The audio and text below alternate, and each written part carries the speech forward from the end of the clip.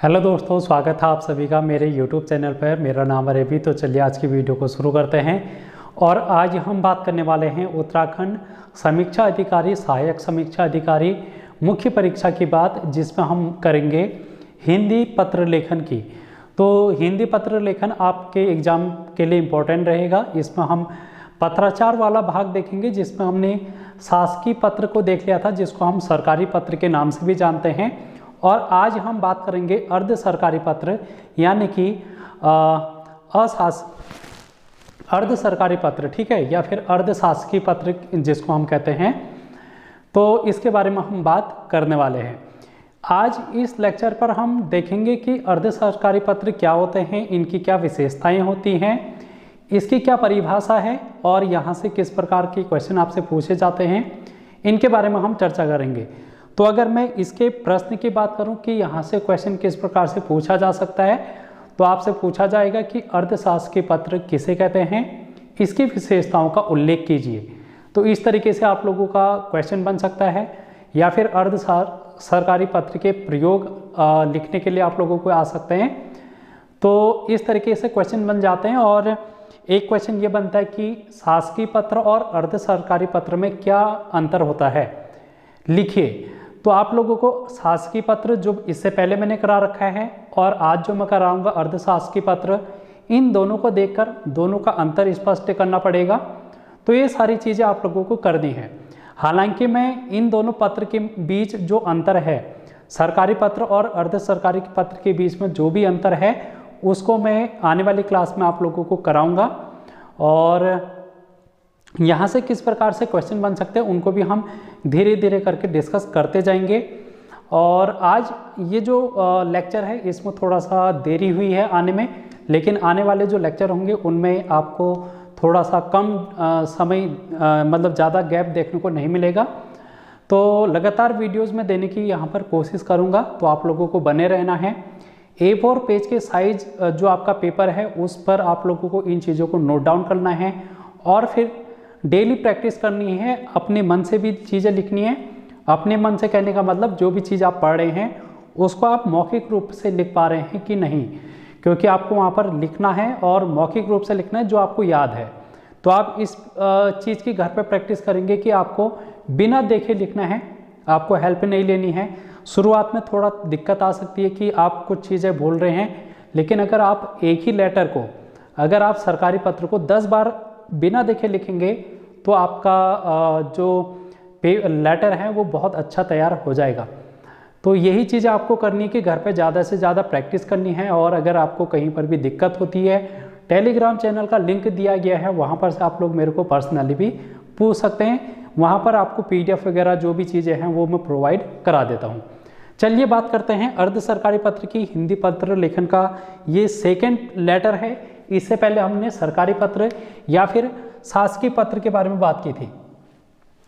अर्ध सरकारी पत्र या फिर अर्ध शासकीय पत्र दोनों एक ही चीज़ है। अगर कहीं पर आ जाए अर्ध शासकीय पत्र तो तब भी आप इसी का जिक्र करेंगे, यहाँ पर कोई डिफरेंस नहीं है।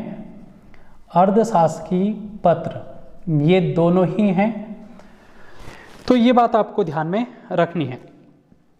चलिए सबसे पहले बात करते हैं इसके परिभाषा की। हम बात करते हैं, 2 परिभाषाएं मैंने लिखी हैं। दोनों में से आपको जो भी सुविधाजनक लगे, जिसमें आपको ज़्यादा याद करने में सुविधा होती है, उस परिभाषा को आप उल्लेख कर सकते हैं। दोनों का मीनिंग एक ही है। तो मीनिंग समझ लेते हैं क्या कहना चाह रहा है कि ये जो अर्ध सरकारी पत्र है, अर्ध सरकारी पत्र आलेखन का वह अनौपचारिक प्रारूप होता है। तो यहाँ पर हम समझते हुए बात को करेंगे। अनौपचारिक प्रारूप होता है, इसका मतलब समझेंगे। जब हम शासकीय पत्र की बात कर रहे थे तो वहाँ पर जो शासकीय पत्र होते हैं वो औपचारिक होते हैं, उसका जो प्रारूप होता है वो औपचारिक होता है। यहाँ पर जो प्रारूप है इसका औपचारिक न होकर व्यक्तिगत हो जाता है, क्योंकि हम यहाँ पर जो भाषा की शैली है उसको थोड़ा सा मित्रवत रख देते हैं, इसलिए ये जो पत्र होते हैं वो अनौपचारिक होते हैं। तो इस बात को आप लोगों को सबसे पहले ध्यान में रखना है, क्योंकि ये डिफरेंस में भी काम आ जाएगा आपका। जब आप लोगों को अंतर बताना होगा शासकीय पत्र और अर्ध सरकारी पत्र में, तो आप इस डिफरेंस को भी लिख सकते हैं कि ये औपचारिक होते हैं, ये अनौपचारिक होते हैं। ठीक है, इस तरीके से। तो यहाँ पर आप देख पा रहे हैं जिसके माध्यम से विभिन्न अधिकारियों के मध्य शासकीय प्रयोजनार्थ विचार विमर्श, वार्ता, बैठक, ध्यान आकर्षण वाले विशिष्ट मामले, कतिपय गोपनीय मामलों इत्यादि संदर्भित कार्य व्यवहार संपादित किए जाते हैं। अब इनको एक तरीके से समझने की कोशिश करना। थोड़ा सा लैंग्वेज आप लोगों को दिक्कत लग रही होगी कि ये एक भारी भरकम लैंग्वेज होती है जब भी आप पत्र लेखन करते हैं, क्योंकि वहाँ पर आपको शुद्ध हिंदी का ज़्यादा ध्यान रखना पड़ता है। जब आप शुद्ध हिंदी यहाँ पर देखेंगे तो आपको एक अच्छा मार्क्स वहाँ पर देखने को मिलेगा। इंग्लिश मीडियम वालों को थोड़ा सा ज़्यादा दिक्कत हो सकती है, लेकिन आप लोगों को प्रैक्टिस करनी है, प्रैक्टिस से चीज़ें आएंगी। तो यहाँ पर एक अनौपचारिक प्रारूप होता है जिसके माध्यम से हम क्या करते हैं, अधिकारियों के मध्य हम यहाँ पर वार्तालाप करते हैं, पत्राचार करते हैं। यहाँ पर जब हम बात कर रहे थे सरकारी पत्र की, तो अंतर भी स्पष्ट करते हुए हम चलेंगे ताकि आप लोगों को समझ में भी आए इन चीज़ें। सरकारी पत्र की जब हम बात कर रहे थे तो वो पद से पद को लिखे जाते थे। जैसे मैंने आप लोगों से पिछली वीडियो में बात की थी कि जो सरकारी पत्र होते हैं वो पद से पद को लिखे जाते हैं। जैसे समीक्षा अधिकारी को पत्र लिख सकता है या फिर सहायक समीक्षा अधिकारी को। लेकिन यहाँ पर जो पत्र होते हैं वो अधिकारियों के मध्य होते हैं, लेकिन इनका जो काम है वो सरकारी प्रयोजनार्थ, यानी कि जो काम होगा वो होगा सरकारी काम, लेकिन ये भेजे कैसे जाएंगे, व्यक्तिगत शैली में। तो ये बात समझ में आई, काम तो होगा सरकारी, लेकिन इनकी जो भाषा शैली होगी वो होगी व्यक्तिगत। वहाँ पर सरकारी पत्र में जो भाषा शैली थी वो व्यक्तिगत शैली ना होकर यहाँ पर कौन सी शैली थी, वो शासकीय शैली थी, तो औपचारिक शैली थी। यहाँ पर क्या किया गया है, विचार विमर्श, कोई भी विचार विमर्श अगर आपको करना है, जहाँ पर कोई बैठकें आयोजित की जा रही हैं, और ध्यान आकर्षण वाले मामले। जब सरकारी पत्र आप लिखते हैं, बहुत बार वर्कलोड ज़्यादा होता है सरकारी विभागों में, अगर तो कोई काम अगर आपको जल्दी करवाना है तो हो नहीं पाता, इसलिए फाइलें क्या होता है, जो फाइल होती है वो बहुत देरी से काम यहाँ पर होते हैं चीज़ें। तो अगर आपको अपना काम जल्दी कराना है, अगर आपका काम ज़्यादा समयबद्ध रूप से कराना है, तो आपको उस अधिकारी को ध्यान आकर्षण कराना पड़ेगा कि आप इस काम को प्राथमिकता दें, क्योंकि ये काम ज़्यादा इम्पोर्टेंट काम है, इसलिए आप लोग इस पत्र को लिखते हैं। तो यहाँ पर लिखा है कि ध्यान आकर्षण वाले विशिष्ट मामले, जो विशिष्ट मामले होते हैं जिनमें हमको ध्यान आकर्षण अगर व्यक्तिगत रूप से कराना है किसी अधिकारी का, तब हम इस पत्र को लिखेंगे। कतिपय गोपनीय मामले, अगर गोपनीय मामले हैं जो बहुत सिक्योरिटी पर्पज़ के मामले होते हैं, तो वहाँ पर भी हम इनका प्रयोग करते हैं, तो इसलिए ये सारी बातें यहाँ पर उल्लेखित कर रखी है। संदर्भित कार्य व्यवहार संपादित किए जाते हैं, अर्ध सरकारी पत्र कहलाते हैं। तो यहाँ पर आप एक लाइन और लिखेंगे कि अर्ध सरकारी पत्र कहलाता है। इसकी जो सेकंड डेफिनेशन है वो क्या है, देखो, जो पत्र प्रायः समान स्तर के अधिकारियों के बीच औपचारिकता से हटकर शासकीय प्रयोजनार्थ लिखे जाते हैं, अर्ध सरकारी पत्र कहलाते हैं। तो ये जो ऊपर मैंने डेफिनेशन लिखी है, इसी डेफिनेशन का एक संक्षिप्त रूप है, छोटा रूप है। अब आपकी मर्जी है कि आप नीचे वाले को लिखें जो शॉर्ट में है, या फिर जो थोड़ा सा ज़्यादा, जिसमें मैंने ज़्यादा चीज़ें खोल रखी हैं। दोनों का सार संदर्भ एक ही है, बस इसमें जो लंबाई है, परिभाषा की जो लेंथ है वो थोड़ी सी कम हो गई है। यहाँ पर वही लिखा है कि प्रायः समान स्तर के अधिकारियों के बीच इस पत्र को लिखा जाता है, औपचारिकता से हटकर, यानी कि ये औपचारिकता इसमें कम दिखाई जाती है, ये अनौपचारिक होते हैं। शासकीय प्रयोजनार्थ लिखे जाते हैं, यानी कि इनका जो उद्देश्य होता है वो सरकारी होता है। तो ये बात आपको इस परिभाषा पर देखने को मिल रही है। ठीक है दोस्तों, तो ये बातें हम लोगों ने लिख ली हैं। अब इसकी जो सेकेंड हेडिंग आप लिखेंगे उसमें हम लिखेंगे इसकी विशेषताओं के बारे में बात। तो विशेषताएं आपसे पूछी जा सकती हैं, इनकी विशेषताओं को हम उल्लेखित यहाँ पर करेंगे अब एक एक करके। तो A4 पेज में आप लोग लिखेंगे इनकी विशेषताएं, अर्ध सरकारी पत्र की विशेषताएं।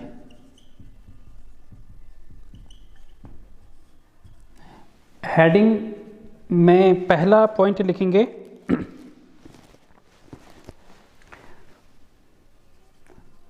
इसका प्रयोजन शासकीय, ठीक है, परंतु शैली व्यक्तिगत होती है।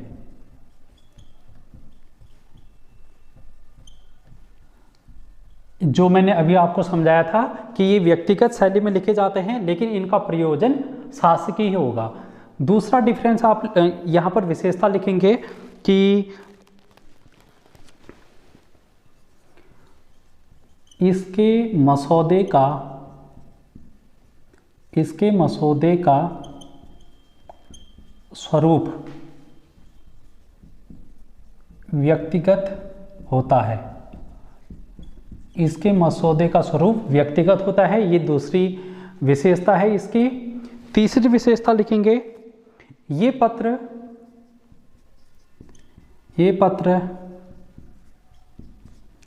व्यक्ति से व्यक्ति को लिखे जाते हैं। ये पत्र व्यक्ति से व्यक्ति को लिखे जाते हैं।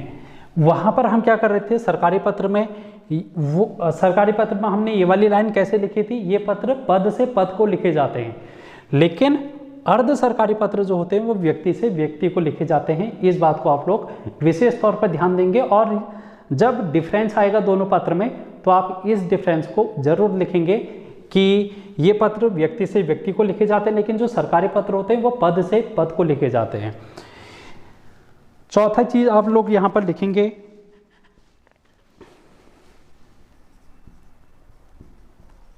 इसका कोई निर्धारित प्रारूप नहीं होता है।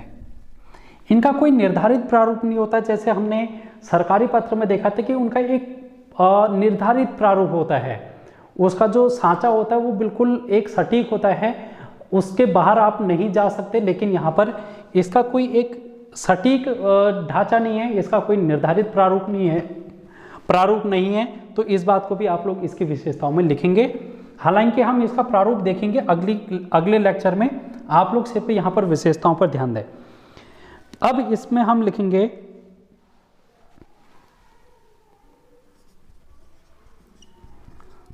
राजभाषा में लिखने की बाध्यता नहीं होती।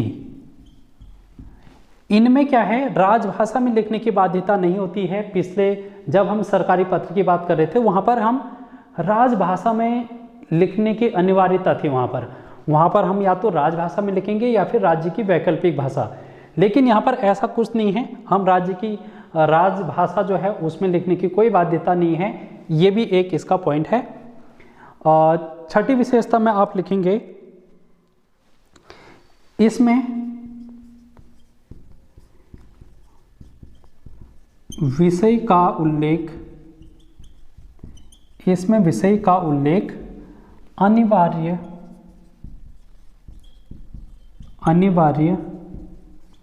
नहीं होता। वहां पर हम लिख रहे थे विषय। जब हम पत्र लिखते हैं तो उसमें विषय लिखते हैं, जरूर लिखते हैं सरकारी पत्र में, लेकिन यहाँ पर ऐसा जरूरी नहीं है, अनिवार्य नहीं है। लेकिन हम लिख भी सकते हैं, नहीं भी लिख सकते, ये हमारे ऊपर बात है। लेकिन अगर हम इसकी विशेषताओं की बात करेंगे तो यहाँ पर हम इस पॉइंट को जरूर खोल देंगे कि इसमें अनिवार्य नहीं होता है विषय लिखना। सातवां पॉइंट आप लिखेंगे यहाँ पर, इसमें हम सातवां पॉइंट लिखेंगे देखो, इन पत्रों को प्रायः वही खोलता है जिनके नाम पत्र लिखे जाते हैं। यहाँ पर इस बात को समझना, ये जो पत्र होते हैं अगर किसी व्यक्ति के द्वारा दूसरे व्यक्ति को लिखे गए हैं तो ये पत्र प्रायः उसी व्यक्ति द्वारा खोले जाते हैं जिसके नाम ये निर्गत किए जाते हैं। जैसे कोई व्यक्ति है X, इस X ने इस Y को पत्र भेजा तो इस पत्र को सिर्फ Y ही खोल सकता है, अन्य कर्मचारी नहीं खोल सकता है। तो इसकी ये सबसे बड़ी विशेषता है कि इसको वही खोलता है जिसके नाम इस पत्र को प्रेषित किया गया होगा। अगला पॉइंट हम लिखेंगे यहाँ पर, अगला पॉइंट यहाँ पर हम लिखेंगे अगले पॉइंट में जो संबोधन होता है।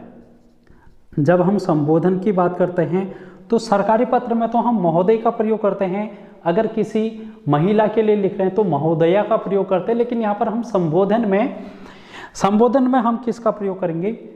प्रिय का प्रयोग कर सकते हैं, प्रिय श्री का प्रयोग कर सकते हैं, और श्रीयुत का प्रयोग श्रीयुत। ठीक है, तो ये संबोधन में प्रिय श्री श्रीयुत का प्रयोग किया जाता है। तो ये बात आपको समझ में आ गई कि हम यहाँ पर अगर संबोधन कर रहे हैं तो प्रिय श्री या फिर श्रीयुत का प्रयोग किया जाएगा। नवा पॉइंट हम लिखेंगे यहाँ पर, नवा पॉइंट हम लिखेंगे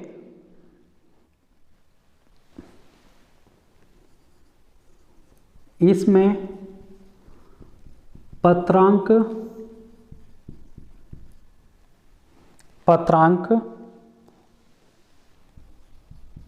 औपचारिकता, इसमें पत्रांक औपचारिकता में भवनिष्ठ या फिर आपका या फिर शुभेच्छु का प्रयोग किया जाता है या फिर होता है, किया जाता है। यहाँ पर मैं आ जाएगा। तो ये नवा पॉइंट है, इसमें हमने लिखा है, अरे यार ये नवा पॉइंट तो कट रहा है, इसमें मैं ऊपर लिख लेता हूँ। ठीक है, अब हम 9th पॉइंट को ऊपर लिख लेंगे क्योंकि ये कट रहा है।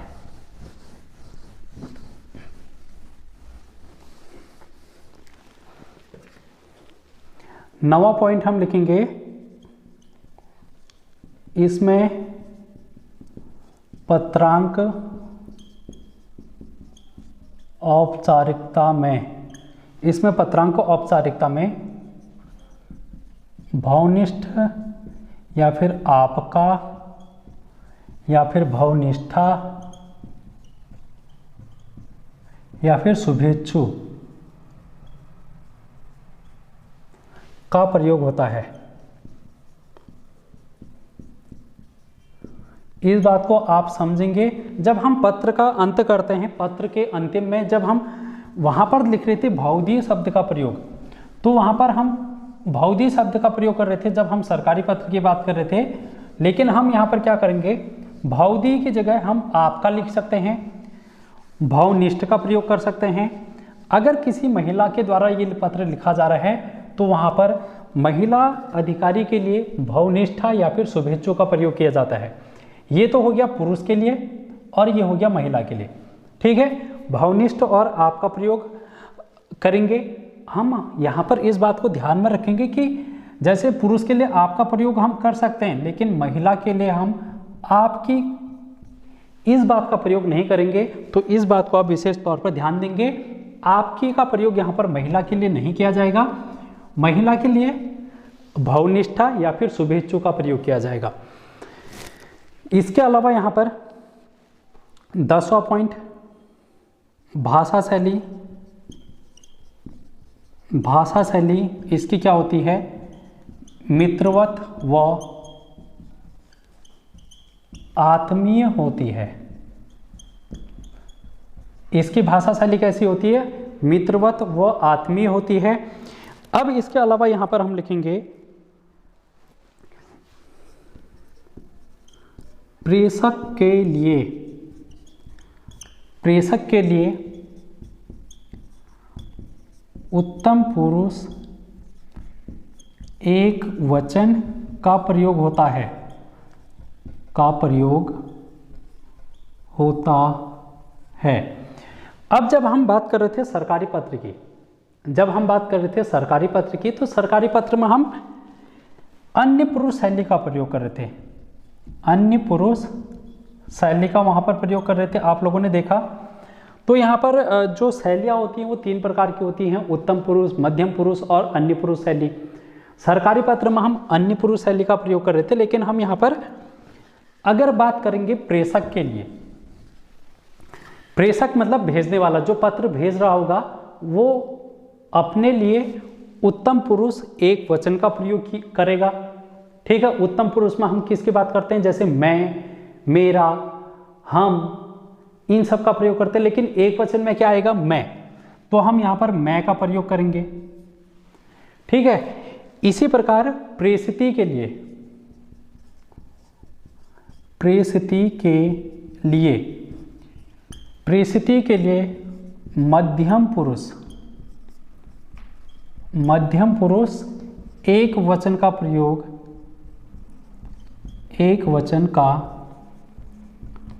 प्रयोग होता है। यहां पर आप इस बात को ध्यान देंगे, प्रेषिती मतलब जिसको हम भेज रहे हैं, जो रिसीव करने वाला है, उसके लिए हम मध्यम पुरुष एक वचन का प्रयोग करेंगे। तो ये इसकी विशेषताएं हैं अर्ध सरकारी पत्र की, ये आपको ध्यान में रखने हैं। 12वां पॉइंट हो गया। 13वां पॉइंट आप लोग इसमें लिख सकते हैं,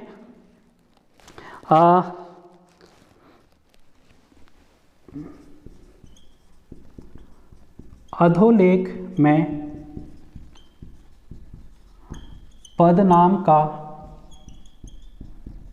उल्लेख नहीं होता है।